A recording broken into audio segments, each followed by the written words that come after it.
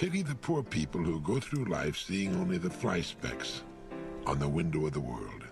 We speak of recreation without being mindful of its original meaning, its real meaning, which is to recreate oneself. Recreation should be recreation, a time so spent that we can reevaluate things, our lives, our work, our goals, our reasons for living, our service, our contribution, our education, our hobbies, our enjoyment of ourselves and others. A round of golf, great as it is, simply is not time enough, nor are a few sets of tennis or an afternoon poking around in the garden. We need more time than that.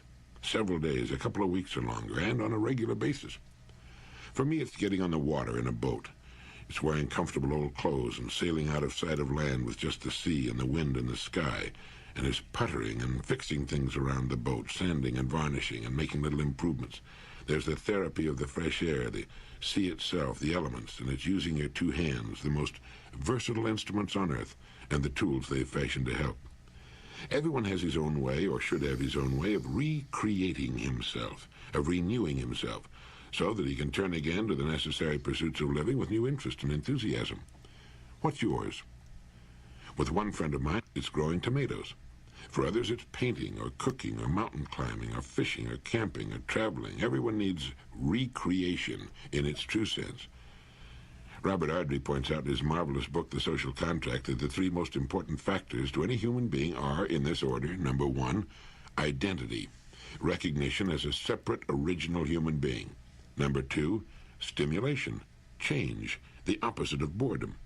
And number three, security, the opposite of anxiety. Well, this recreation business comes under headings 1 and 2 and most certainly helps us establish number 3. That is, occasional renewal helps us find ourselves, reestablish just who we are and what we want. So it helps with our identity problem. It most certainly involves change, stimulation, the opposite of boredom. And it helps us develop inner security, the only kind that's worth anything anyway. Need a UGC video for your business? Find me and many other skilled creators on Fiverr. Or you could grab a top. If a person has this inner security, real security as a person, his world can come crashing down all around him and he can still emerge secure within himself and build a new and possibly better one. So when you find yourself getting stale, you need some meaningful recreation. You need to stop the world and get off for a while and look back at it as a man from Mars might. It's surprising the new ideas you'll get, and good ones, the new opportunities you'll see. Right. Opportunities that have been lying about in your own backyard, in your own work and world that you were a little too close to the forest to see before. And when you're lost in the recreation you love, you're really living. You're living as fully as it's possible to live. And you know, that's the whole idea, isn't it? Have you noticed how most people seem to be waiting to be happy in the future? They seem to be so intent on getting through the day, they forget to enjoy it. It's as though happiness is a distant city to them, a city they're striving to reach. But happiness is something that must be learned and practiced if we're to become skilled at it.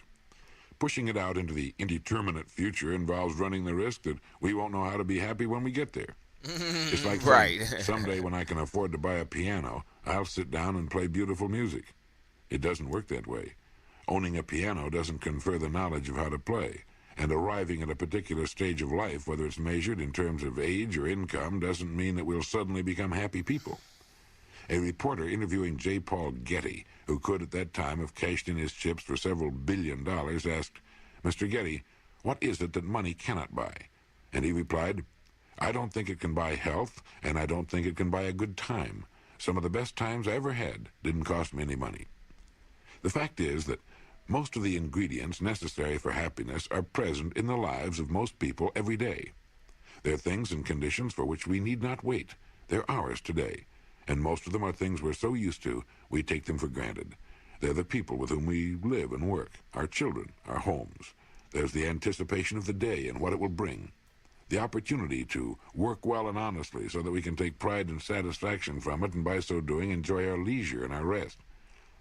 There's the happiness that should come from being with our friends and our neighbors.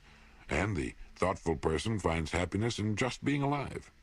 He enjoys walking on a sunny day, but he likes to walk in the rain, too. He can find happiness from the sound of the surf or the crackling of a fire. Abraham Lincoln said that people are about as happy as they make up their minds to be. And that seems to be it, the making up of the mind. Happy people are happy most of the time, and it must be because they just made up their minds that the alternative doesn't hold much hope or fun. If a person must wait until something happens to him to make him happy, he's not going to get much fun out of life. Happiness should not be just the reaction to an outside stimulus. Right. Rather, it should be a state of mind, a regular condition that will fail at times because of unfavorable outside stimulus. Right. Now, when you practically tear your little toe off walking barefoot through a darkened room, you're not going to be the happiest person in the neighborhood for the next 10 minutes. Life is full of things that can cause our happiness, our sense of well-being, to evaporate for a while.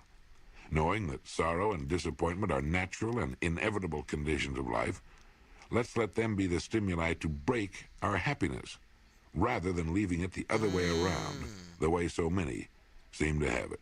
So, be happy now. A person can go a long way toward alleviating and understanding his discontent if he will understand the perverse nature of the human being.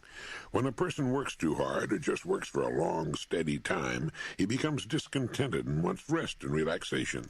When he relaxes too long, he seeks work. When he's around too many people for too long, he longs for solitude. When he's alone too long, he longs for human companionship. The young envy the older person and long for the years to quickly pass. The older envy the young and often wish they could somehow turn back the clock of time. You'll be a lot happier and have a much better sense of humor if you'll understand that it's an integral and indissoluble part of human nature to become dissatisfied, to want what you don't have at the moment. Moments of complete and blissful satisfaction are wonderful but rare, and soon give way to a nagging desire for something else. And that's good. If we understand this part of ourselves, we can avoid frustration. It is this godlike discontent that lurks in the growing person that's responsible for all human progress. That our discontent is also responsible for a great deal of pain and unnecessary suffering is simply the other side of the coin. Do you remember the old fable about the fisherman who caught a magic prince in the form of a fish? And the fish told the fisherman that if he let him go, the fish would grant any wish. The fisherman let him go, talked it over with his wife, and they started wishing. Each time their wish was granted, they'd then wish for something greater. Finally, they lived in a great, gleaming castle with hundreds of servants. But it wasn't enough. The wife wanted then to control the sun, to make it obedient to her whim. And when the fisherman asked for this wish, the finny prince was disgusted and took away everything. They were once again in the simple shack. Right. Get your ass out of here. Big ideas don't come easy. Like so many old fables, it's a commentary on human nature, and it comes uncomfortably close to the truth. We say, if only I had such and such, I'd be completely happy for the rest of my life. It isn't true. As soon as we have such and such for a while, a surprisingly short while, we then want something else. Discontent comes with the territory. It comes with being human. Are you discontented? If you are, that's good. That's why we're not still squatting in a filthy, drafty cave and grunting and scratching. Divine discontent, to understand it, is to use it properly. Yes, sir. Let me give you Look at some Earl. tips on how to be miserable. And don't Go ahead, laugh. go ahead. There are literally millions of people Go who ahead. wouldn't trade their daily misery for all the gold in the world. You Yes, may know sir. some of them. In fact, if you know 10 people, you probably know several of them. This may be an exaggeration, and it may not, too. The first step to real professional-type, solid, unremitting misery is to get all wrapped up in yourself and your problems, real or imagined. Become a kind of island, surrounded on every side by yourself. By turning all of your thoughts inward upon yourself, you can naturally not spend much or any time thinking of others and other things. And so finally the outside world, the real world, will disappear into a kind of Hitchcock-type fog. You'll know the world is there because every once in a while you'll bump into it. But for the most part, it will be murky and indistinguishable. And it's right here that you have to understand an important but little-known fact. The type of person who turns inward upon himself doesn't have much in the wisdom department, or he'd never do it. And as a result, he doesn't have much to turn inward upon. He Right. finds a kind of vacuum. Right. So he must Just then take invent stuff things. And he invents things like the world is against him, which is the worst possible kind of conceit. The world isn't against him. It doesn't even know he exists. And as a result, it ignores him completely. So since this person doesn't get much attention from this attitude, he tries to get attention through various other means. One is to hunt for illnesses of various kinds. If you look long enough, and it doesn't take long, you can find symptoms of any condition or disease known to man, and some that are unknown, ranging from yaws to rabies. With your newfound illness, you've got something with which you hope to make everyone else as miserable as you are. So you tell them about it. They don't want to hear about it, but you tell them anyway, and you watch for signs of sympathy. And at first you get them. So you think you've got it made, and you keep this up with new and interesting medical problems. You wake up every morning feeling rotten, and you let the world know about it. But soon you detect a change. People begin to walk away as you approach. They don't want to hear your deadly recitation anymore. Even your family turns an uninterested deaf ear to your protestations of being on the brink of a slow and painful death. Well, this makes you angry. So childlike, you cry out that nobody cares whether you live or die, and by this time you're pretty close to the truth. So the bitterness deepens, the misery thickens, and you draw farther and farther back into your cave, shouting imprecations at the world, throwing an occasional stone at a passerby, and in general, making a complete ass of yourself. Well, there you have it. One of the best and most common formulas for being miserable, and making those around you miserable as well. And it all starts with becoming too wrapped up in yourself, feeling that you're important somehow. Samuel Johnson wrote, "Many of our miseries are merely comparative. We're often made unhappy not by the presence of any real evil, but by the absence of some fictitious good." And a Hindu proverb says, "The miserable are very talkative," and they are, aren't they? I ran across something interesting called the master word. It's about a word that will work wonders for a person, regardless of his age or what he does with his days. Man, woman, or child, the master word will bring meaning and usefulness into his or her life, new clarity and self-respect and satisfaction into the passing days. This was written by the great physician, Sir William Osler. Though little, the master word looms large in meaning. It is the open sesame to every portal, the great equalizer, the philosopher's stone which transmutes all base metal of humanity into gold. The stupid it will make bright, the bright brilliant, and the brilliant steady. To youth it brings hope, to the middle-aged confidence, to the aged repose. Do you know what the master word is? Well, guess. I used it in my opening comments today. Did you recognize it? Well, the master word is work. I've talked about this before, but it's been said that we need reminding as much as we need educating. Human beings have the strangest and most perverse tendency to take the best parts of life for granted. In fact, the human being has the capacity to take anything, no matter how great it might be, for granted once he becomes used to it. The actor in front of the cameras, the captain of a great ocean liner, the man at the controls of a giant earth-moving machine, the writer, the painter, the mother, all seem to let the charm and excitement of their work fade after a while until it becomes as humdrum to them as candling eggs. William Osler and the other great men of the past and present knew the real value of work, not just its value to those who benefit from it, but its incalculably great value to the person performing doing it. These people seem to have the capacity for never taking their work for granted. Instead, they found it filled with interest and reward, and became great because they did. I was talking not long ago with a top executive of one of our major oil companies. He had started his career working as a helper in a service station of the company whose nationwide sales he now directs.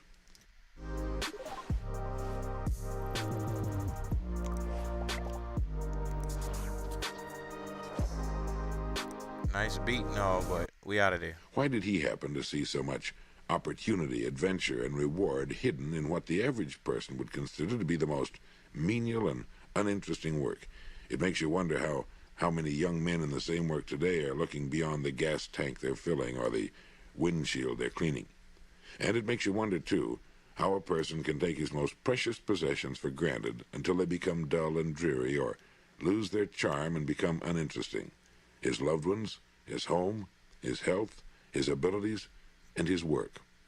What happened to the excitement of the first days, when his wife, his home, and children, and his work were new in his life? Like the finest silver, these valuable things need regular polishing, and regardless of what it is we do with our days, They should be kept as bright as they were in the beginning. In this way, they can lead us to the new and even more interesting years ahead. Dr. Paul Shearer, speaking of Job's impatience to get immediate and direct answers to his questions, said, "Greatness and peace and happiness are simply not proper ends for any human soul to set for itself. They are the byproducts of a life that is held steady like a ship at sea to some true course worth sailing." Terrific, isn't it? Greatness and peace and happiness are not proper ends for any human soul to set for itself. They are the byproducts of a life that has held steady like a ship at sea to some true course worth sailing. In other words, if the course to which you're holding is right, everything else you want will come as byproducts. Some true course. How does a person find some true course worth sailing? I remember some time back a man came to me for advice on how he might become a popular, sought-after platform speaker. He told me he enjoyed making speeches and wanted to make a career of it. I asked him what he wanted to say and drew a complete blank. Why? Why It are you became clear drawing that a he was blank? ready to speak on any subject the entertainment committee wanted him to speak on. It wasn't the subject. It was just that he wanted to make speeches. I told him that he'd never become a great and sought-after speaker until he had something he wanted very much to say, something inside of him that burned to get out, that he felt needed telling. Speakers become great because of what they want to say. Greatness follows the zeal of their subject, and it's the same with some other true course worth sailing. A person needs to find the course in which he can lose himself, dedicate himself, and then the greatness and the peace and the happiness will come to him naturally After that. as the bee comes to the blooming flower or a child runs to its parents. People who find their lives filled with confusion and uncertainty, with boredom and unhappiness, need to find a meaningful vehicle for their lives, something in which they can lose themselves completely. It needn't be some great cause, although it can be. It can be found usually in our present work, as a rule. It needs only be ferreted out. We need to know. We need to become, what's up, in the Zanita words 67? of Dr. Maslow, Appreciate you for kicking with me and self-actualizing. Earl. We need to become people who are steadily moving toward fulfillment, toward personal enrichment. Dr. J. Wallace Hamilton puts it pretty well when he asks and answers his own question. He writes, "What then are the basic laws of happiness, and how do we learn them? I suppose the clearest law upon which there's fundamental agreement is that this inner music of the soul, which we've named happiness, is essentially and inevitably a byproduct, that it comes invariably by indirection. To pursue it, to pounce upon it, to go directly after it, is the surest way not to obtain it." Right. People who make a mission of seeking happiness miss it. And people who talk loudly about the right to sounds be about happy right. seldom are. Me and Earl, It's a you know how me and byproduct, Earl an get down agreeable thing up added in in here. the pursuit of something You know how me and Earl get down up in here. else. It's all Earl Day. Way back in the days of sailing ships, sailors who ventured into Antarctic waters would occasionally see a strange and awe-inspiring sight. They'd see a great iceberg towering high out of the sea, moving against the wind. Now, since they depended upon the wind to drive their ships, they were keenly aware of its direction, and to see this great, shining, apparently inanimate monolith of ice moving mysteriously into the teeth of the wind was, to them, uncomfortably curious. It was not until much later that students of the sea learned of the great currents, which, like titanic rivers, moved their mysterious ways through the body of the sea. These icebergs, some so huge that it took days to sail past them, had their roots, 90% of their bulk, caught in these great currents, and they moved majestically along their way regardless of the winds and tides on the surface. I like this story because to me it's a wonderful example of the way a person should live his life. A person should have his roots deep in a great moving current, a moving stream of conscious direction, which will keep him on course. Yes, sailing sir. steadily toward the Hey, back that on the up. Let me surface. hear that one more time. I like this story because to me it's a wonderful example of the way a person should live his life. A person should have his roots deep in a great moving current, a moving stream of conscious direction, which will keep him on course, sailing steadily toward the destination he's chosen, regardless of the economic and social winds that blow first this way and then that on the surface. In such a life, there's no great hurry, no frantic running about, no doubt or confusion. Instead, each day he moves a little way along his course, steadily, unrelentingly.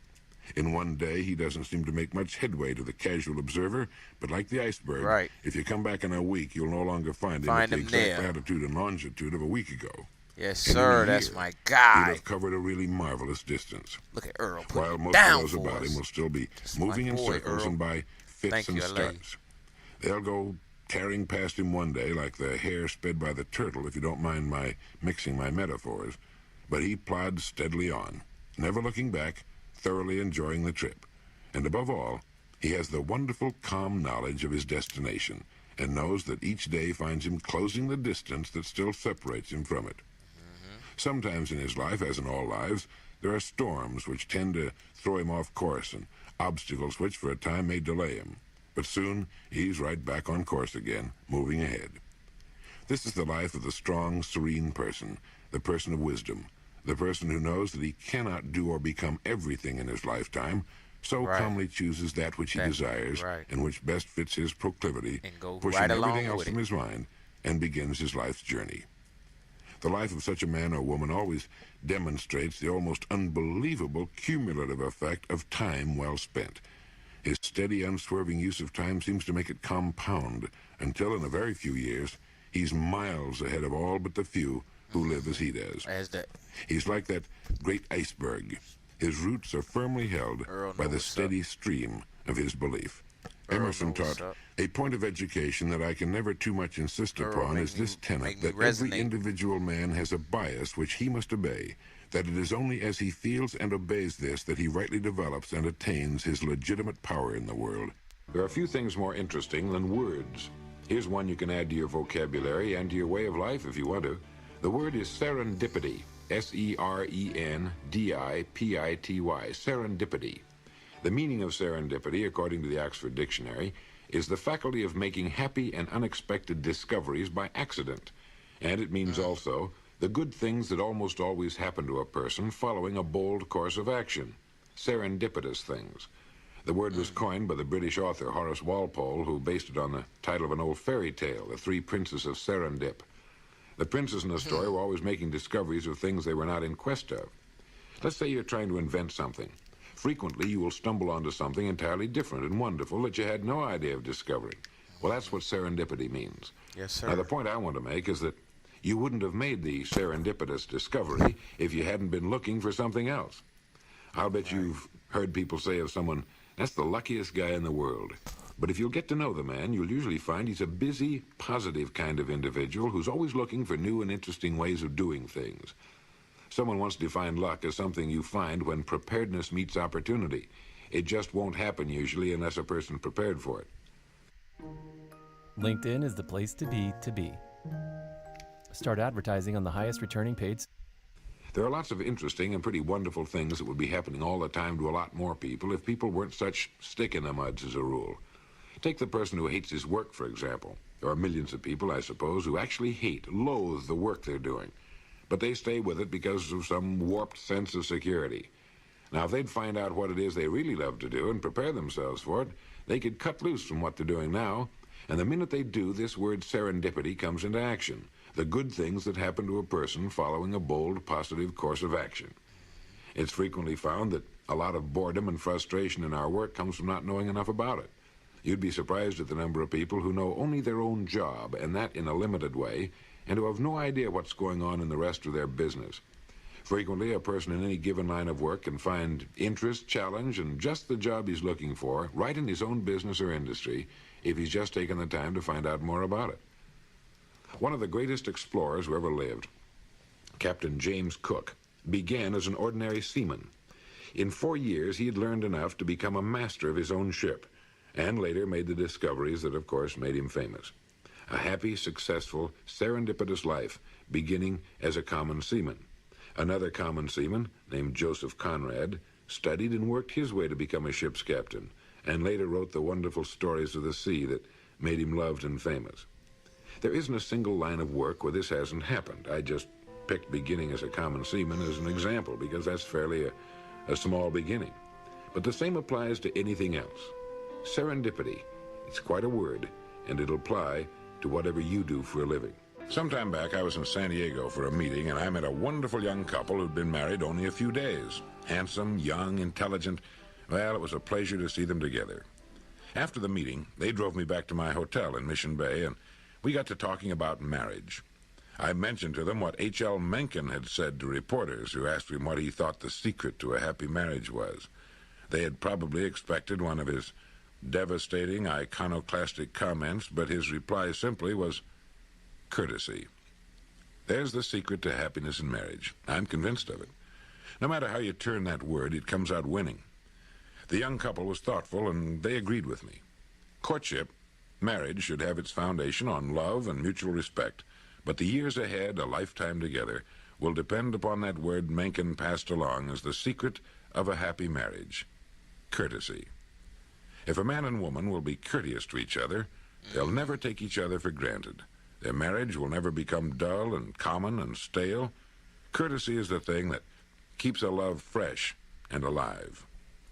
It's a strange thing, but if there's one person on the face of the earth you should show courtesy to, it should be the person to whom you're married.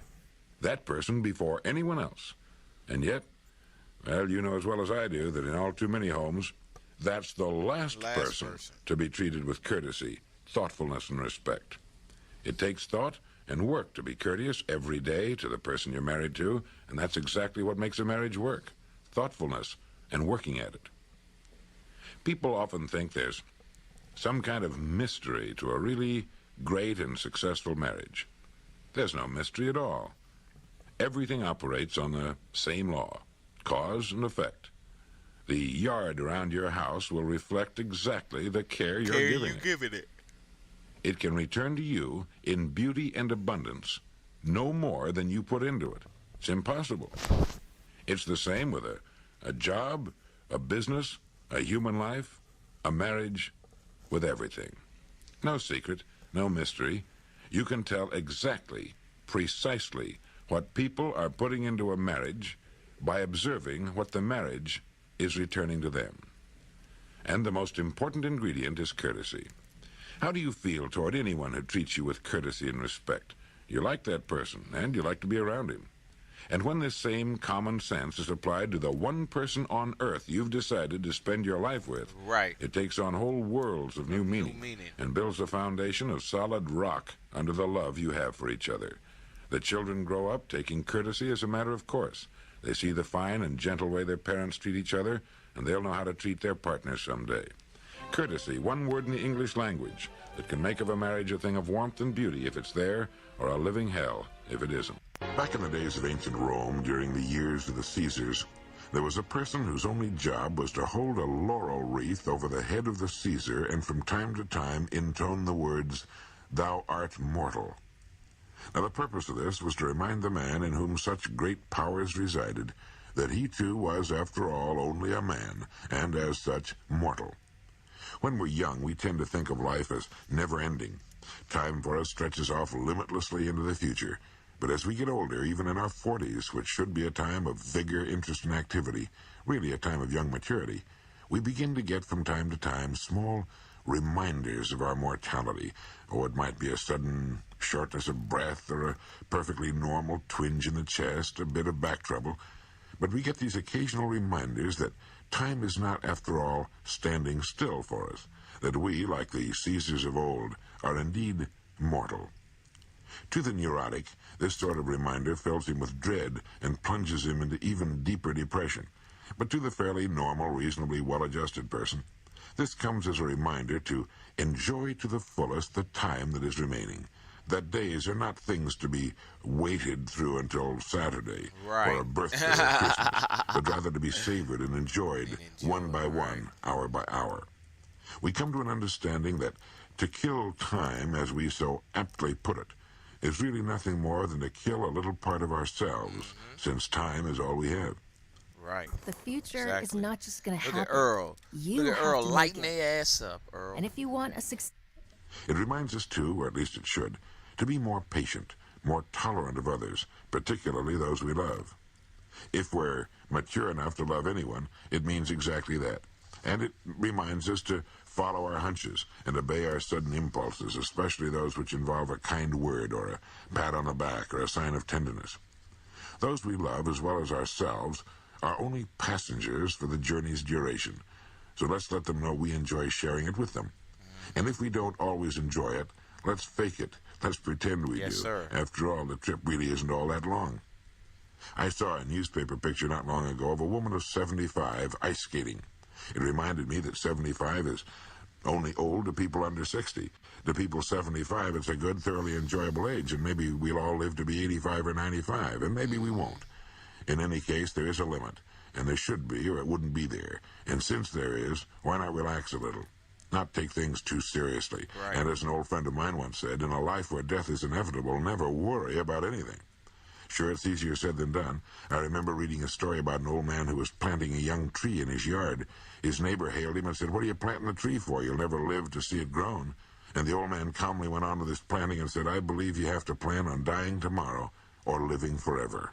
Yes, Well, sir. I'm not planning on dying tomorrow. George Santayana once wrote, Look at Earl. "Sure, it's easier said than there is. Why not relax a little? Bam. Not take things too seriously." And as an old friend of mine once said, in a life where death is inevitable, never worry about anything. Sure, it's easier said than done. I remember reading a story about an old man who was planting a young tree in his yard. His neighbor hailed him and said, "What are you planting the tree for? You'll never live to see it grown." And the old man calmly went on with his planting and said, "I believe you have to plan on dying tomorrow or living forever." Well, I'm not planning on dying tomorrow. George Santayana once wrote that there's no cure for birth and death save to enjoy the interval. There's no cure for birth and death save to enjoy the interval. You know, it's being reminded of something like that which can shake a person up a little bit. You ever thought much about how much time we waste and unhappiness we bring on ourselves by worrying about the future and reliving in our minds the mistakes of the past? One of the neatest tricks in the world is to learn to enjoy the present, since the present is the only time we'll ever own. Distance is no longer a serious obstacle due to modern means of travel, but time remains unconquerable. It cannot be expanded, accumulated, mortgaged, hastened, or retarded. It's the one thing completely beyond man's control. And while the supply of time is certainly limited for anyone, generally it's squandered as though there's no end to it. No end, right. The man on the commuter train, bored, waiting to get home, then waiting for dinner, then waiting to go to bed or for a particular television program, and he thus spends his time slightly behind reality, waiting for something that's coming up. And while it'll keep him going, he never or seldom learns to enjoy the time he's using right now. But what it takes seems to be an awareness of living. It means being aware that you're alive at this moment, and that the world and people are interesting enough at any time, so that we needn't waste so precious a thing as time in boredom. If we know where we're going in the future, we can do our work the best we can, give it everything we've got, and we don't need to worry about it or the future. And as for reliving our mistakes of the past, this is the easiest advice on earth to give, and probably the most difficult on earth to follow. Everybody knows that it's perfectly useless to relive in our minds the dumb stunts we've pulled in the past, but this doesn't keep us from doing it. And again, according to the experts, the solution may be found in living for the present and enjoying it as much as we can. Now, this does not mean that we should not plan for the future. We should. But once our plans are laid, fine. Work on them, but don't stew and fret over them. All we will ever have is today. Yesterday is gone forever, can never be recalled, and tomorrow really never comes. If we find it difficult to enjoy the day in which we're living, we should remember that what we're waiting for will be made up of the same kind of days we're getting now. Frequently, a person who's unhappy by nature will believe that when something happens in the future, such as marriage, a better job, more money, or whatever it happens to be, that he'll suddenly be a happy person. But the facts don't bear that out. If we're living in the past or worrying or hoping for happiness in the future, the best thing we can do is ask ourselves, how am I doing with the days I'm getting right now? How am I doing today? It's not how much we have, but how much we enjoy that makes happiness. Try that business of being aware of the present and its possibilities, and the chances are you'll enjoy it. The head of a great corporation died in his New York office of a heart attack. Later, when it came time to clean out his desk and collect his personal effects, a hand fishing line wrapped on a stick, complete with bobber, sinker, and rusted hook, was found in his bottom desk drawer. It was probably the one he had used as a small boy on the farm in the Midwest. Had that relic of younger carefree days represented his real dream of what living was all about? He had gone to school, found a job, got married, worked hard, purchased a home on the installment plan and the other niceties of living. Children had come along, and there was their education to think about. There were the promotions that came from hard work and native ability and the passing of the years. There were the clubs and civic things, the professional associations, the crises on the job and at home. And finally, the top job with a company that had grown very much larger with the passing of 30 years. The top job with its responsibilities to stockholders, employees, customers, research and development, finance. The kids were out of school and married themselves now. It had all happened so fast and with no real plan of any kind. It had been school, then job, then work, then promotions and family and income problems, and suddenly there he was on top of the pile. Burnout. We all experience it at some point. It's so important to me that I've actually been working on it in therapy. In fact... Thanks, Earl. And rummaging in his things in the attic or the basement one day, he had come across that old worn-out fishing outfit with its tiny hook for bluegills and the red bobber with the paint all peeled off.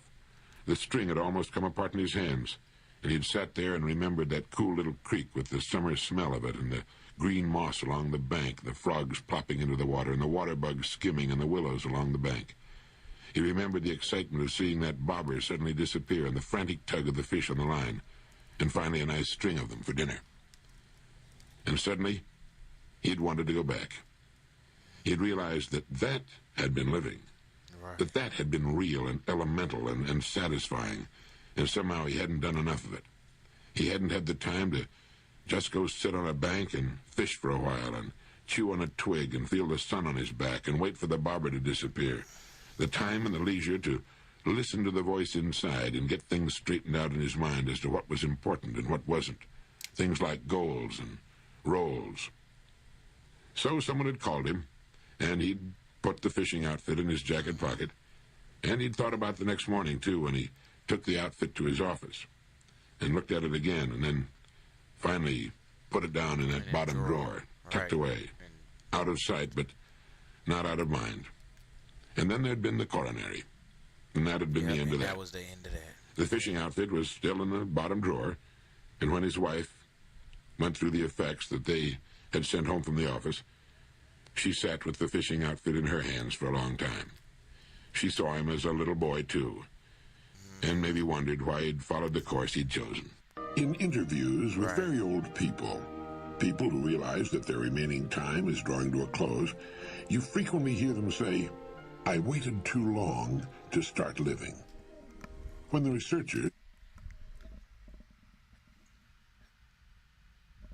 Hold on, I'm a read your comment in a second. Kind of response are young, they find it strange. But what these older people mean is that they often fail to enjoy life even during the years that they were living it most fully. And it seems that most people during the richest and fullest years of their lives fail to develop an awareness of living, an enjoyment of living. It's like the person who puts the best china and silver and linen away for some future time, or very special time, and dies before any of it's ever used. Or it's like the person who puts seat covers in his car and thus passes on to the second person to buy it brand new upholstery that he himself never used or enjoyed. And so millions of people with the miracle of sight never really see the world about them until it's practically too late. Millions with the inborn capacity to love and to know the joy that loving brings wait too long to express it. They live through the passing years without really being aware of their days, of the riches that are passing through their hands. Few people, it seems, develop an awareness of daily living. In possession of the miracle of life, they pass through their days like automatons. In possession of the greatest gift on earth, life itself. They tell us by their actions that they don't even know they have it, and haven't. As I sit and listen to what he is saying in many other words, especially Sunday sermons that I hear, I think back to when I left my mom's home, age 19. I was not so prepared, but I feel that I am thinking and moving in a good direction in my adulthood, and I pray that I am enlightening the people I encounter. The slightest conception of its value, let alone an awareness that it's to be enjoyed to the fullest every day. I remember reading an account of a famous show business personality, a woman of great talent, who, as she made the announcement of her impending 4th or 5th marriage, said, After all these years, I'm finally going to be happy. She thought another husband could somehow give her something she should have been enjoying all along. Right. She obviously had no idea as to what happiness is, where it's to be found, or what living is all about, and she belongs to a big club. It's only when life is threatened that a conception of its value begins to dawn on the average person. A man plotted a kidnapping for months. His mind was filled with the thought of the $1 million ransom he was going to get, more important to him, he thought at the time, than anything else on earth. Yet when he was surprised by the police, he dropped the suitcase containing the ransom and ran for dear life. Ran for dear life. For dear life, it took the sudden threat of death to put things in their proper order for this poor, stupid realized by the police. He dropped the suitcase containing the ransom and ran for dear life. Ran for dear life. It took the sudden threat of death to put things in their proper order for this poor, stupid person. It's amazing, isn't it, how few people seem to get the word. Most people place the greatest value on the cheapest things in life, while the greatest of all, life itself, goes unnoticed. The most fortunate people in the world are those who have the wisdom to place value where it belongs, those who have an awareness of life. I read a great Greek poem once by Kafafi titled, I believe it was titled, Journey to Ithaca, something like that, which reminds us that it is the voyage and the adventures on the way that count, not the arrival itself. This seems to be the most difficult truth to understand. This is not to say that a man's goal in life is unimportant. On the contrary, it's vital, for without a goal, a distant destination, we would not begin the trip at all. Instead of an odyssey, we'd have a running around in circles, an endless following of the shoreline around and around our tiny island. Every man needs a great and distant goal toward which to strive, but in traveling toward it, he should try to keep in mind that the fabled land he seeks has shores much like the one he left behind, that its purpose is not so much a resting place, but rather the reason for the trip. Okay.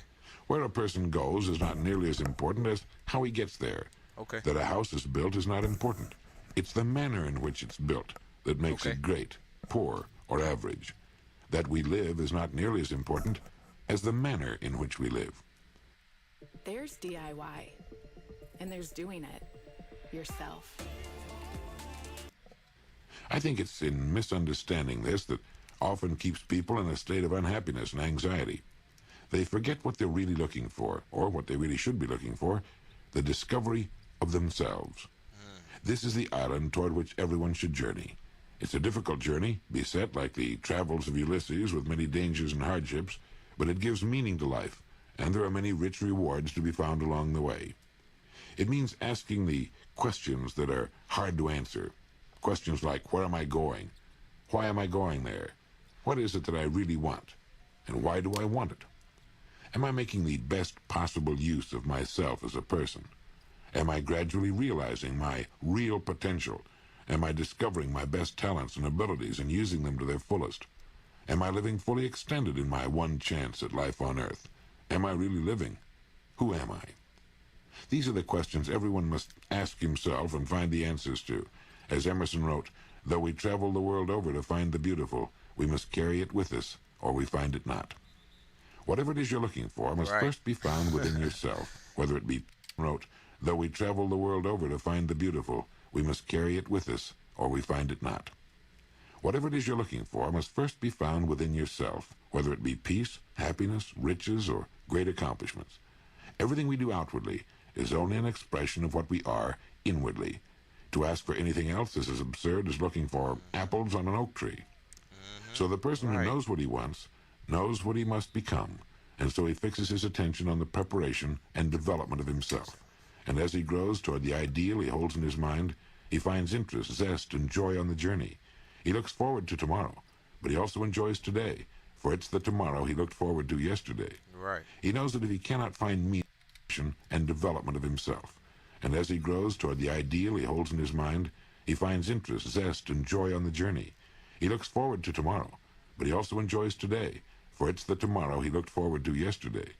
He knows that if he cannot find meaning and value in his present, it will very likely be missing from his future. Today is the future of 5 years ago. These are questions that need answering. Some 4,500 years ago, one of the most inspiring thoughts the world's ever produced was written in Sanskrit, and here's its translation. It goes, "Look well to this one day, for it and it alone is life. In the brief course of this one day lie all the verities and realities of your existence, the pride of growth, the glory of action, the splendor of beauty. Yesterday is only a dream, and tomorrow is but a vision. Yet today is the future of 5 years ago." These are questions that need answering. Some 4,500 years ago, one of the most inspiring thoughts the world's ever produced was written in Sanskrit, and here's its translation. It goes, "Look well to this one day, for it and it alone is life. In the brief course of this one day lie all the verities and realities of your existence, the pride of growth, the glory of action, the splendor of beauty. Yesterday is only a dream, and tomorrow is but a vision. Yet each day, well lived, makes every yesterday a dream of happiness, and each tomorrow a vision of hope. Look well, therefore, to this one day, for it and it alone is life." With that one bit of ancient philosophy and little else, a person could live an ideal and richly successful life. It applies to everyone in every walk of life, certainly the student, the teacher, the business person, the worker, whatever his task may be, the housewife, the politician, the clergyman. I remember reading somewhere about a businessman who visits his barber shop every morning for half an hour. He doesn't want to shave or haircut every morning. He lies stretched out in the chair with a hot towel on his face, not just because it's soothing and relaxing, but so no one will recognize and speak to him. And during that half hour, he gets himself organized mentally for the day ahead. Sounds like a good idea, but I think everyone could accomplish much the same thing by sitting quietly and slowly reading that great piece of wisdom from the Sanskrit. Look well to this one day, for it and it alone is life. It's true. Today, right now, it's all the life there is for any person on earth. We can look toward and plan for the future, certainly, but if we pass up living and enjoying today, we're passing up all we've got for something we hope to get. In the brief course of this one day lie all the verities and realities of your existence, the pride of growth, the glory of action, the splendor of beauty. In reading and thinking of this at the beginning of each new day, we could remind ourselves of these points. The truth and reality of our lives, in themselves a miracle.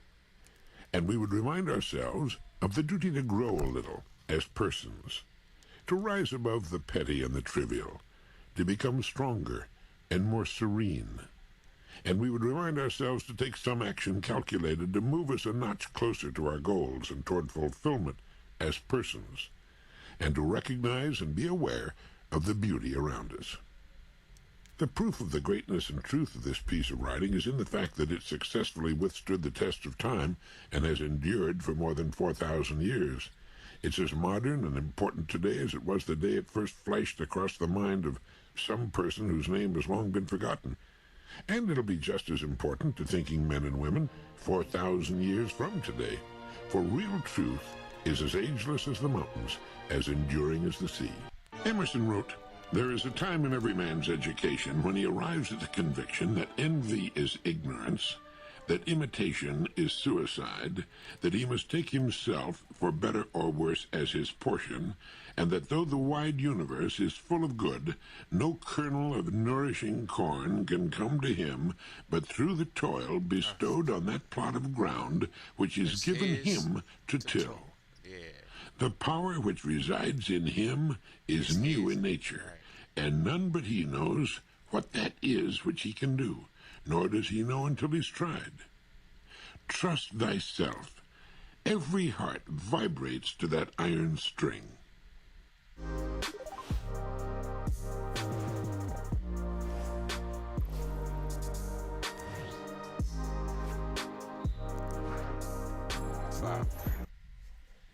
There is a bit of advice that a person would do well to reflect upon every morning of his life.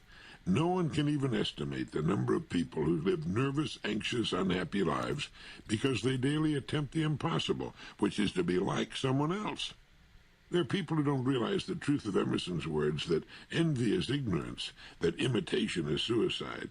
He must have used the word suicide because we have to kill that which is natural in ourselves when we attempt to be like someone else. They need to recognize the truth also that the power that resides in them is new in nature, that it has never appeared before in just that way on earth, that if they'll learn about and develop their own powers, they'll have no need of envy or imitation. Envy is ignorance because it means a person is ignorant of his own powers and abilities, his one-of-a-kind natural talent. He's never looked within himself for his own road to greatness, but instead seeks it in the lives of others. And when he fails to succeed, as do those he envies, as fail he must because he can't possibly be exactly like them, his image of himself shrinks. Not understanding that he is unlike those he envies, he doesn't realize that this simple fact lies at the bottom of his failure. Nor does he understand that he can be as successful as anyone on earth if he will build upon that power that resides in him. As Emerson put it, the power which resides in him is new in nature, and none but he knows what that is which he can do, nor does he know until he's tried. This is why a parent is off base when he says to a child, "Why aren't you like so-and-so, like a brother or some model child? Look what he's doing." The parent doesn't understand that it's a human impossibility for the child to be like so-and-so and to do what he does in the same way. Instead, a parent would be wise to say, "Don't worry about so-and-so. He's found his strength, and he's building on it. You have a strength of your own, and when you find it, you can build just as high." And then those great words, "Trust thyself." Every heart vibrates to that iron string. When a person finds himself, when he stops imitating and envying others, there's something in his nature that says to him, "This is it. You've found your road at last." Every person is born to be a star at something. The purpose of his or her life is to discover it, and then to spend his or her years building upon that plot of ground it was given to him and to her to till.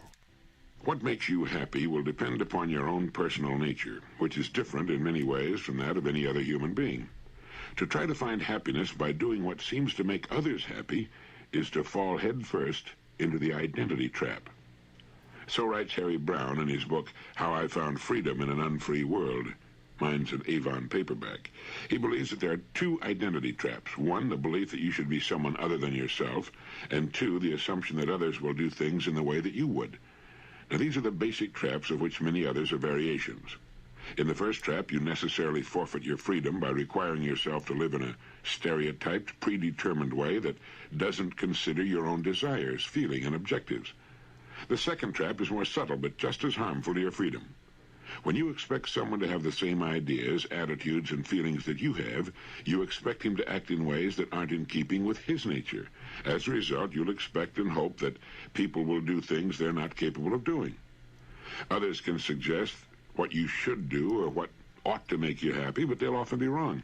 You have to determine for yourself who you are, what makes you happy, what you're capable of doing, and what you want to do. Be open to suggestions, but never forfeit the power to make the final decision yourself. Only then can you act in ways that will bring you happiness. You're in the identity trap when you let others determine what's right or wrong for you, when you live by unquestioned rules that define how you should act and think.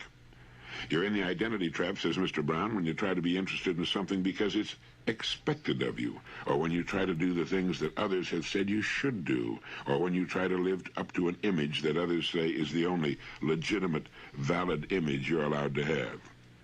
You're in the identity trap if you allow others to define labels and impose them upon you, such as going to PTA meetings because that's what so-called good parents are supposed to do, or going to visit your parents every Sunday because a good child would never do less, or giving up your career because a so-called good wife puts her husband's career first. You're in the identity trap if you feign an interest in ecology to prove your civic interest, or give to the poor to prove you aren't selfish, or study dull subjects to appear to be intellectual. You're in the identity trap if you buy an expensive car to prove you're successful, or a small foreign car because your friends are anti-Detroit. Or if you shave every day to prove you're respectable, or let your hair grow long to prove you don't conform. In any of these ways, you allow someone else to determine what you should think and be. You deny your own self when you suppress desires that aren't considered legitimate, or when you try to appear to be having fun because everyone else is, or when you settle for a certain life because you've been told that's all you should expect in the world. LinkedIn is the place to be to be. Drive real results for your business with quality leads that convert. Need a UGC video for your business? Find me and many other skilled creators on Fiverr. Or you could grab a top camera at... A little book that's meant a great deal to me, and I suppose thousands of others, is As a Man Thinketh by James Allen. One of the chapters of the book is entitled Visions and Ideals, and it's one of the most beautiful things I've ever read. It goes like this. The dreamers are the saviors of the world. As the visible world is sustained by the invisible, so men, through all their trials and sins and sordid vocations, are nourished by the beautiful visions of their solitary dreamers. Humanity cannot forget its dreamers. It cannot let their ideals fade and die. It lives in them. It knows them as the realities which it shall one day see and know. Composer, sculptor, painter, poet, prophet, sage, these are the makers of the afterworld, the architects of heaven. The world is beautiful because they've lived. Without them, laboring humanity would perish. He who cherishes a beautiful vision, a lofty ideal in his heart, will one day realize it. Columbus cherished a vision of another world, and he discovered it. Copernicus fostered the vision of a multiplicity of worlds and a wider universe, and he revealed it. Buddha beheld the vision of a spiritual world of stainless beauty and perfect peace, and he entered into it. Cherish your visions, cherish your ideals, cherish the music that stirs in your heart, the beauty that forms in your mind, the loveliness that drapes your purest thoughts, for out of them will grow all delightful conditions, all heavenly environment. Of these, if you but remain true to them, your world will at last be built. To desire is to obtain. To aspire is to achieve. Shall man's basest desires receive the fullest measure of gratification, and his purest aspirations starve for lack of sustenance? Such is not the law. Such a condition of things can never obtain. Ask and receive. Dream lofty dreams, and as you dream, so shall you become. Your vision is the promise of what you shall one day be. Your ideal is the prophecy of what you shall at last unveil. The greatest achievement was at first and for a time a dream. The oak sleeps in the acorn, the bird waits in the egg, and in the highest vision of the soul a waking angel stirs. Dreams are the seedlings of realities. Your circumstances may be uncongenial, but they shall not long remain so if you but perceive an ideal and strive to reach it. You cannot travel within and stand still without. You will realize the vision, not the idle wish, of your heart, be it base or beautiful, or a mixture of both, for you will always gravitate toward that which you secretly most love. Into your hands will be placed the exact results of your own thoughts. You will receive that which you earn, no more, no less. Dream lofty dreams, and as you dream, so shall you become. Your vision is the promise of what you shall one day be. Your ideal is the prophecy of what you shall at last unveil. Here's something worth keeping in mind. If one advances confidently in the direction of his dreams and endeavors to live the life which he has imagined, he will meet with a success unexpected in common hours. It was written by Henry Thoreau, and it contains a truth most people don't even dream exists. If they did, the entire country might be turned into total chaos. The truth most of us miss in that great quotation is that success, beyond anything we might now imagine, lies in wait for those who can put together enough courage to actually live the life they imagine. You know, most people live in two worlds. There's the real world, the world in which they move and work and live, the world of the nitty-gritty. And there's the world of the imagination, the world they would secretly like to live in. And what keeps them from moving from the world of reality into the world of their imagination is habit, and the fear of falling flat on their faces in the attempt, and losing even the little that they presently have, and perhaps looking ridiculous in the eyes of their loved ones and friends. They're the Walter Mitties of the world. We're all Walter Mitties to some extent. What we fail to realize is what Thoreau discovered, that if one advances confidently in the direction of his dreams and endeavors to live the life which he has imagined, he will meet with a success unexpected in common hours. Thoreau knew this because he did it. So did Paul Gauguin, the painter, so have thousands of others who have found to their delighted surprise that life pays off most handsomely when we're doing that which we most want to do, when we're actually living the life we've imagined for so long.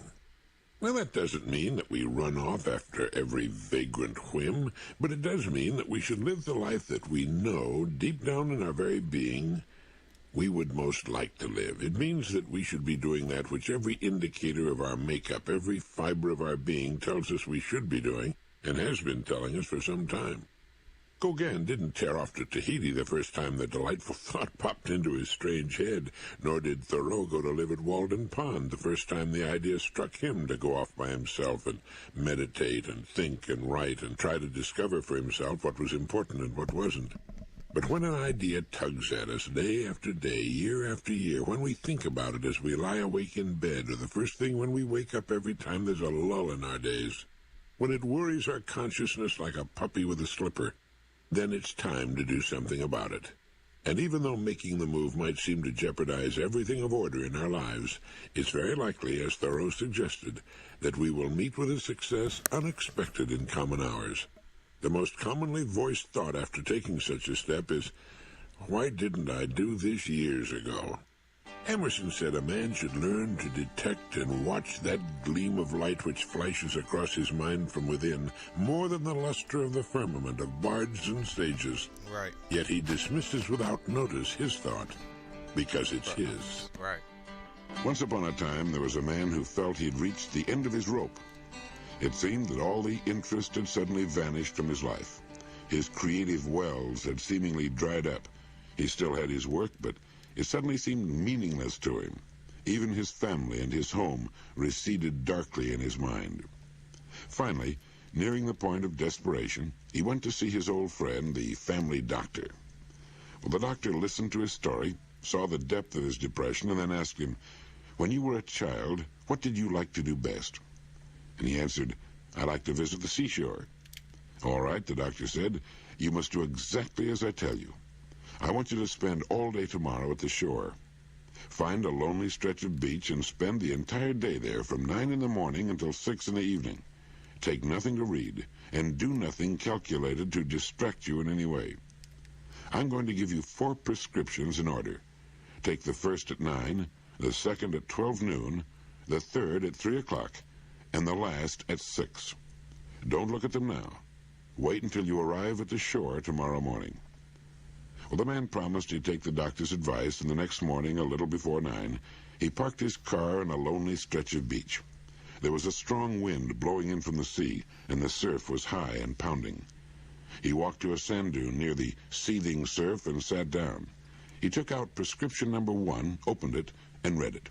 It said, "Listen." That was all that was written on it, the one word, listen. And so for 3 hours, that's all he did. He listened to the sound of the buffeting wind and the lonely cries of the gulls. He listened to the sound of the booming surf. He sat quietly, and he listened. At noon, he took out and read the second prescription. It said simply, "Reach back." And so for the next 3 hours, he did just that. He let his mind go back as far as it could go, and he thought of all the incidents of his life that he could remember, the happy times, the good times, the struggles, and the successes. At 3 o'clock, he tore open the third prescription. It said, "Re-examine your motives." And this took so much intense thought and concentration that the remaining 3 hours slipped quickly by. For 3 hours, he re-examined his motives, his reasons for living and moving closer to fulfillment. He clarified and restated his goals. And at 6 o'clock, under a gray, darkening sky with a taste of salt spray on the wind, he read the fourth and final prescription. It read, "Write your worries in the sand." There had been one thing that had been worrying him particularly, so he walked to the hard sand and with a stick wrote this worry in the sand and stood looking at it for a moment. Then as he walked toward his car, he looked back and saw that the incoming tide had already erased his worry. He got in his car and drove homeward. My old friend Norman Vincent Peale told me that story some years back about the man, the seashore, and the 4 prescriptions. Listen, reach back, re-examine your motives, and then write your worries in the sand. Dr. Kenneth Hildebrand, for many years a Midwestern minister and author of the book Achieving Real Happiness, told of a woman who was married to a cruel, shiftless alcoholic. When drunk, he would beat her and the children. Debts accumulated. Often there was no food in the house. When the eldest child was 7, the husband deserted his wife. She had no money, no credit, no business training. She had to undergo surgery, thus adding to her mountain of debt. A few months later, the youngest child became ill and died. When the father received the news by wire, he telegraphed in reply, "Terrible shock. Sorry to hear the news." Great. The new GoDaddy Arrow has AI marketing tools to help small businesses easily reach thousands of customers. It writes sweet social ads and email marketing. It even analyzes the results to boost business. I better start upping my game with some sweet new moves. Guess who's back in the disco, moving so cool, so slick like Crisco. Bet you ain't did it like this though. Brand new chain, new clothes, and a wrist roll.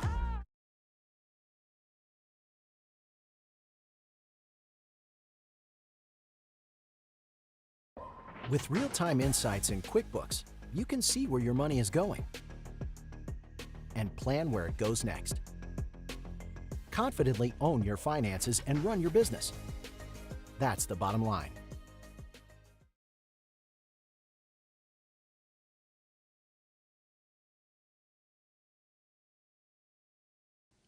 His heartlessness so angered the woman that she resolved to rear the children without him at whatever cost to herself. The following 9 years, she toiled at any work available. She never lost her determination or her sense of humor, and she prided herself in not saying or doing anything to turn the children against their father. She managed to keep the home together and to make it a cheery one. At the end of 9 years, she married a man who loved her and the children devotedly. To encourage other women undergoing difficult experiences, she said, "Any woman can wring happiness out of life if she's worthy of happiness." Her words are worth remembering. Her happiness and well-being did not depend upon circumstances. She was superior to them. She rose above them. And no woman would enjoy going through what this woman had to endure, and every life has its problems. But if we permit our circumstances to dictate how we feel and act, we're relinquishing control of our own lives. And it's our attitude toward others and the world that determines what happens to us. If the woman I mentioned had not developed her cheerful, friendly, successful attitude toward her life, the chances are excellent that she never would have found the right man and married again. A popular fallacy held by almost all young people and a large segment of the older adults is that happiness hinges on pleasant circumstances and congenial surroundings. These people think that if their circumstances were better, they'd be happy. This isn't true. If a person cannot find happiness in his daily life now, unless he wakes up, he will never be happy, regardless of his circumstances. The fact is, whether or not we admit it to ourselves, that genuine happiness is hidden in the quiet simplicities and fundamental virtues of life. These cannot be purchased, even though you could afford to pay a king's ransom, and they at the same time exist for anyone. Every day of our lives is either successful or unsuccessful. If we permit the success of our days to depend upon things such as the weather, the talk and the actions of other people, and if we concentrate not on what we have, but rather on those things we do not have, well, we become little more than small mirrors of our surroundings. What we should remember is that each of us, in reality, shapes his world in his own likeness. If ours is not a happy world, it's because that's the way we see it. This is Earl Nightingale. I want to talk to you about one of the greatest discoveries of man. When I learned about this discovery, it turned my world upside down for the better and made it possible for me to have everything I've ever wanted since. And I know it'll do the same for you if you will put the discovery to work in your life. The discovery was made in the 19th century by the famous Viennese physician Sigmund Freud, the father of psychoanalysis. He called his discovery the unconscious or subconscious mind. That is to say, as I'm sure you know, that each one of us has two minds, although of course they're interconnected and surely part of the same mysterious entity. We have our conscious minds and our unconscious minds, more popularly known as our subconscious, sub meaning below the surface. In fact, Freud himself said that the conscious mind is like a fountain playing in the sun, while below lies the great ocean of the subconscious mind. Now, the comparison, as far as anyone knows, is a good one. Many people had believed in the existence of the subconscious mind before Freud, but he really proved that it existed and exercises an enormous influence on our lives. And many of the things Freud believed and wrote about are doubted in some circles today, but not the discovery of the subconscious mind. That's accepted as fact everywhere. So each of us has a subconscious mind, and it exerts a tremendous influence on his life. So let me see if I can explain how a part of the subconscious mind works. First, understand that it's big. All we know about it points to that, and it's the storehouse of everything we've ever experienced in our lives. But it's believed to be much more than that. It seems to have or be connected to great powers latent within it, and it seems to work in many ways like some mysterious supercomputer. But standing at the entrance to the subconscious mind and screening much that comes along is the conscious mind. We might compare the conscious mind to the computer operator in that it determines what goes in. Not everything, because the subconscious is aware of everything that goes on about us, everything that comes to us through our five senses. Our senses are the subconscious mind's means of contact with the world. Now understand, the subconscious mind has no control whatever over what goes into it. It's passive. It receives and acts upon what is received. It has no way of distinguishing between what we call right or wrong, good or bad. Like a computer, it simply receives the information and then takes the appropriate action regarding it. Now let me give you an easy example of how it works. Think right now of your telephone number. Have you got it? Okay, that's one of the ways the subconscious works. Your telephone number is stored, as is everything else you've ever experienced in your subconscious mind, is subject to recall. Now, when I said think of your telephone number, I instructed your conscious mind, the fountain playing in the sunlight. It immediately triggered the response of the subconscious, and out popped the exact number you wanted, just like a printout on a computer, isn't it? Now, here's another example. I want you to remember what you were doing and where you were when you learned of the tragic death of President John F. Kennedy. It's a very clear picture, isn't it? Step into Wix Studio, the platform for agencies and enterprises, and turn website layouts into an art form. But did you notice that this time you were aware of an emotional response as well as the memory of the exact event? It was Dr. Penfield in his work at McGill University in Canada who discovered that memories, along with the original emotion that accompanied them, are stored together in the brain. Have you ever heard a particular piece of music or smelled something that triggered a sudden wave of emotion or brought back a sudden memory? Sure you have. Those were cases of your other senses getting responses, voluntary or involuntary, from the great warehouse of the subconscious mind. All right, now let me tell you about the discovery that revolutionized my life and the lives of many thousands of others who have learned to use the power of the subconscious mind to bring them everything they want in life. Now, when I say everything they want, everything I have ever wanted, I'm referring, of course, to those things that are within our power to achieve, although nobody is exactly sure just how far those powers go. I'm talking about such things as finding the person we want to find, achieving the income we want, having the things we want, things such as the home we want to own and live in, the car we want to drive, the trips we want to take, the boat or the trailer we want to have, the degree of education we want to achieve. Now, in most cases, since the medical people tell us that at least 70%, some say 90% of all illness is brought about by emotional problems of various kinds, we could even enjoy better, more abundant health through the intelligent and proper use of the mind, perhaps. How do we use the power of the subconscious mind to achieve these things? Well, let me tell you how. I'm not only going to tell you how to get the things and conditions you want to bring about in the future, but I'll tell you at the same time how you've obtained most of the things you have obtained and brought about most of the conditions you've experienced in the past. Now remember two important points I mentioned before. One, the great ocean of our subconscious mind is passive. It only receives and acts upon what is fed into it. It knows neither good nor bad, right or wrong. It can only do our bidding. It's a great and powerful servant, and its only direction is the direction we give it. And two, whenever we want something, we want it first in our conscious mind. And at that instant, it comes up against the screen of logic that stands between our conscious and our subconscious minds. Now, at this screen, we make a conscious evaluation as to whether or not what we want is logical. Now, this screen of logic can be compared to the governor of an engine. The governor is set to control the engine's speed, and unless the settings change, the engine can go no faster. Well, each of us has such a governor set on our screen of logic, and the setting changes from time to time as we grow older and more mature. When we were children, the governor was set for childish things. As we grew older, we gradually advanced the setting to include more and more things. But remember that we and our environment do the setting.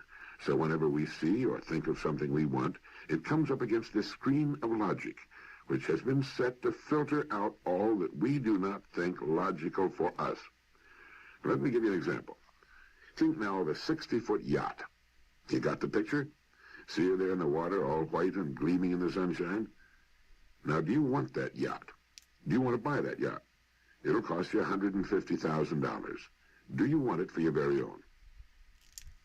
Now, most people will screen the 60-foot yacht out. It will never really pass as an order to the subconscious mind for two reasons. One, most people don't want a 60-foot yacht and wouldn't know what to do with it if they had it. Two, most people really believe getting enough money together so that they could throw away $150,000 on a yacht is simply out of the question. So it doesn't pass the screen of logic. Now, that's what keeps people from seriously wanting things that are not right for them. But remember, there are people, many thousands of them, whose screens will let that 60-foot yacht come sailing right through, and who now have 60-foot or much larger yachts. It all depends on the person, doesn't it? All right, now let's look at the things you've obtained in the past. Include in these the person you married, if you're married, the place you live in, and all of your present possessions. Everything you have, with the exception of gifts, was once an idea in your conscious mind. And everything you have once came up against your screen of logic, just like that 60-foot yacht. Only everything you have passed through it. Not the first time, maybe. Sometimes you thought you weren't quite ready yet and you put some things off for later, but eventually everything you've ever obtained through your own actions passed through the screen and was planted in your subconscious mind. And the really important things, maybe they're no longer important to you, but they were at the time, the really important things were planted in your subconscious mind with emotion. And when you plant something in the subconscious mind with emotion, it's like wrapping a seed in fertilizer before you plant it. It grows faster and better. Where you live, your car, your clothes, your job, your income, everything was once an idea in your conscious mind. Was stopped for inspection at the screen of logic, which had been set by the governor at that time and was permitted to pass into the subconscious mind. As everything you ever wanted or wanted to do passed into the subconscious mind, it was simply accepted. Good or bad, right or wrong, stupid or intelligent, makes no difference. It was accepted and acted upon. It might have been a decision to obtain a $500 a week position, a decision to buy a $30,000 home, or the decision to rob a bank, or start on drugs, or buy a beautiful new car, or graduate from school, or not graduate from school, or ask someone to marry you. Whatever all those decisions were which passed through the screen into the subconscious mind, and most especially those that were wrapped in a strong emotion, they all came to pass, didn't they? This is how AI optimizes my... All right, y'all. So I hope y'all was able to take just from us sitting and listening to Earl talk. I hope that y'all was able to take a lot from that in the way of just changing your mindset, adapting new things to your mindset, and most importantly, building a foundation onto the foundation of your mindset. So, like I said, we're gonna end a couple minutes early today. This is another episode of Expansion Pack. Which one is this? What number is this? Hold up. It's like 57. Episode 57. So I'm your host, Dan F. Man. This is DGTA TV. All right, and we up out of here, y'all. Peace. See y'all tomorrow. Tech Tuesday. Winners focus on winning. Losers focus on winners.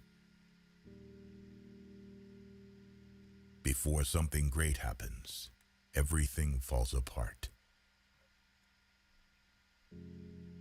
If someone tells you you can't, they're showing you their limits, not yours. If you live for people's acceptance, you will die from their rejection. There are two types of pains, one that hurts you and the other that changes you. One day you'll see why God made you wait. I love when you do these. Yes. For your yes. peace of mind, This is good. don't let people know too much about you. These are all the seeds. If you right tell here. the truth, you don't have to remember anything about you. If you tell the truth, you don't have to remember anything. Be selfish with your time.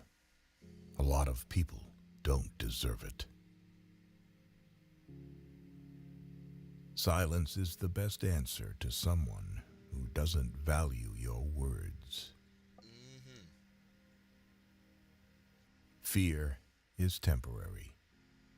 Regret is forever. Your future needs you. Your past doesn't. Don't get burned twice by the same flame. Yes, sir. Worrying about losing is losing before you begin. Excuses make today easier, but tomorrow harder. Discipline makes today hard, but tomorrow easier.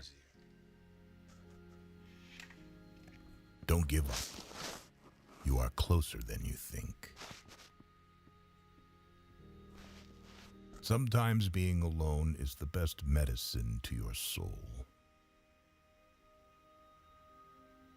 We fall, we break, we fail, but then we rise, we heal, we overcome.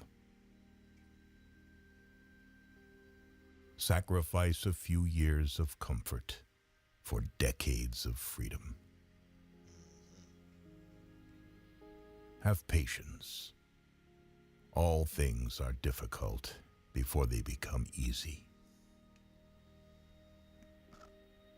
Don't let yesterday take up too much of today. If you get tired, learn to rest, not to quit. The two most important days in your life are the day you are born and the day you find out why. Yeah, I heard that one. Hardship often prepares an ordinary person for an extraordinary destiny. Positive thinking will let you do everything better than negative thinking will. The only real mistake is the one from which we learn nothing. Your past is a place to learn and grow, not a place to live. Don't rush the process. Trust it. Great things take time. Big dreams require healthy habits, and healthy habits require self-discipline.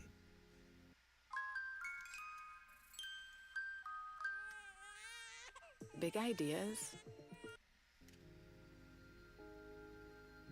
If you stay positive in a negative situation, you win. Sometimes you win, sometimes you learn. Take a deep breath. It's just a bad day, not a bad life. Fall 7 times. Stand Up 8. If you believe it will work out, you'll see opportunities. If you believe it won't, you will see obstacles. If you don't try, nothing will ever happen. Don't give up on yourself. There's a reason why you started. Be obsessed with becoming the best version of yourself. Win in your mind, and you will win in your reality. Making mistakes is better than faking perfections. Accept what is. Let go of what was. Have faith in what will be. The calmer you are, the clearer you think. The moment when you want to quit